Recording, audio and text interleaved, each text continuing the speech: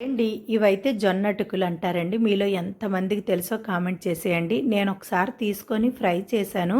చాలా టేస్ట్‌గా ఉన్నాయండి.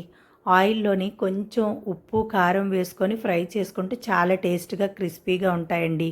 అయితే ఈసారి అయితే నేను కొనలేదండి. మా చెల్లి అయితే కొనేసి తీసుకొచ్చింది ఆఫీస్ దగ్గర.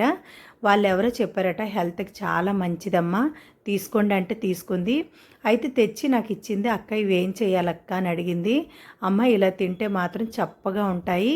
కొద్దిగా ఆయిల్‌లో ఫ్రై చేసుకుంటే మాత్రం చాలా టేస్ట్‌గా ఉంటాయంటే" నాకిచ్చే 3 డేస్ అయిపోయిందండి. నేను అలాగే కవర్‌తో విడిచిపెట్టేశాను.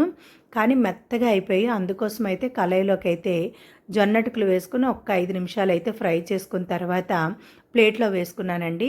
స్టవ్ అనేది లో ఫ్లేమ్ పెట్టుకొని ఫ్రై చేసుకోవాలి. అదే కళాయిలోకైతే 2 స్పూన్ల ఆయిల్ వేసుకొని కొంచెం కారం, ఉప్పు వేసుకొని మనం ఫ్రై చేసుకున్న జొన్నటుకులు వేసుకొని మరో 2 నిమిషాలు కలుపుకుంటూ ఫ్రై చేసుకున్న తర్వాత కొంచెం చాట్ మసాలా కూడా వేసుకుంటే పుల్ల పుల్లగా చాలా టేస్ట్‌గా ఉంటాయి. చాట్ మసాలా కూడా వేసుకొని ఒక్క నిమిషం ఫ్రై చేసుకొని స్టవ్ ఆఫ్ చేసుకోవడమేనండి. అయితే హై ఫ్లేమ్‌లో చేసుకుంటే మాత్రం నల్లగా మాడిపోతాయి. లో ఫ్లేమ్‌లో ఫ్రై చేసుకుంటే క్రిస్పీగా భలే టేస్ట్‌గా ఉంటాయి. ఒకసారి ట్రై చేయండి.